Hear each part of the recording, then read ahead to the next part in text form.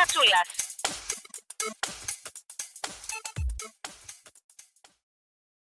Κυρίες και κύριοι, καλώς ήρθατε στα νέα της Κατσούλας. Συνεχίζουμε την ενημέρωσή μας με μια ματιά στην εβδομάδα που πέρασε.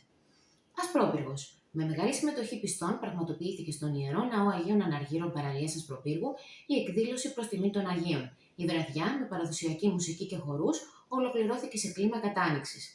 Στην τοπική επικαιρότητα, νέο τροχαίο ατύχημα στη διασταύρωση του νέου περιφερειακού με την Κοριτσά επανέφερε τις ανησυχίες για την οδική ασφάλεια, με τους κατοίκους να ζητούν άμεσα μέτρα πρόληψης.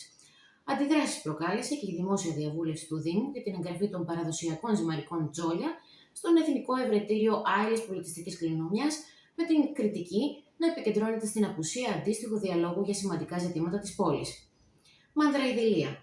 Στα Βίλια παραδόθηκε η νέα ανακαινισμένη παιδική χαρά της κεντρικής πλατείας, προσφέροντας έναν σύγχρονο και ασφαλή χώρο παιχνιδιού για τα παιδιά. Την ίδια εβδομάδα, μεγάλη πυρκαγιά στην Ενόη κινητοποίησε ισχυρές πυροσβεστικές δυνάμεις και την περιφέρεια της Αττικής, που συνέδραμε με υδροφόρες και μηχανήματα έργου στον περιορισμό του μετώπου. Παράλληλα, στο επίκεντρο βρέθηκε η δημόσια συγκέντρωση για τους σταθμούς μεταφόρτωσης απορριμμάτων. Η Δημοτική Αρχή έκανε λόγο για 2 ΣΜΑ αντί 4, ενώ οι κάτοικοι ζήτησαν περισσότερες εγγυήσεις και διαφάνεια. Ελευσίνα. Έντονο προβληματισμό προκαλεί καταγγελία για έλλειψη διαθέσιμου στενοφόρου σε περιστατικό ανακοπής, με αποτέλεσμα η μεταφορά 59χρονου στο Θριάσιο να γίνει με ιδιωτικό όχημα. Στην πυρκαγιά της Ενόης, καθοριστική ήταν η συμβολή της πολιτικής προστασίας του Δήμου Ελευσίνας, με τη Δημοτική Αρχή να συγχαίρει τους εργαζόμενους για την άμεση ανταπόκριση. Ευχάριστη εικόνα αποτέλεσε και η εμφάνιση θαλάσσιας χελώνας στο κόλπο της Ελευσίνας, αναδεικνύοντας τον φυσικό πλούτο της περιοχής. Μέγαρα. Στο επίκεντρο παραμένει η εκκρεμότητα για τις σχολές εκπαίδευσης πιλότων στο αεροδρόμιο της Πάχης, καθώς η θεσμική ρύθμιση εξακολουθεί να παραμένει σε εκκρεμότητα από το 2019. Στην πολιτιστική επικαιρότητα, η Λέσχη Ανάγνωσης Κινέτας διοργάνωσε μουσική βραδιά αφιερωμένη στο Μάνο Χατζηδάκη.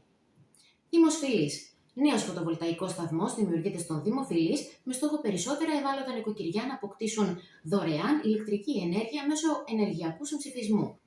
Στον τομέα του πολιτισμού, πλήθος κόσμου συμμετείχε στην παραδοσιακή βραδιά με μουσική και χορό που πραγματοποιήθηκε στην πλατεία Δημαρχείου. Χαϊδάρι. Άμεση ήταν η κινητοποίηση της πυροσβεστικής για τη φωτιά που εκδηλώθηκε στην περιοχή της Αθέας Χαϊδαρίου. Η έγκαιρη επέμβαση των δυνάμεων περιόρισε το μέτωπο και απέτρεψε την επέκτασή του στις γύρω περιοχές. Μείνετε συντονισμένοι, γιατί αμέσως μετά ακολουθεί ο Χρυσός Γάτος με τον Βασίλη Καραμπούλα. Από εμένα, καλή συνέχεια και καλή εβδομάδα. The golden cat goes to... Ο Χρυσός Γάτος της εβδομάδας. Ο μοναδικός διαγωνισμός όπου κανείς δεν θέλει να είναι πρώτος.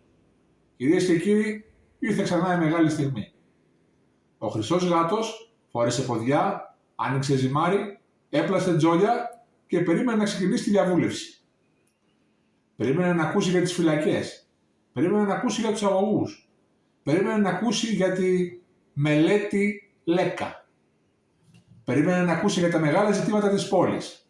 Τελικά άκουσε μόνο για τα τζόλια.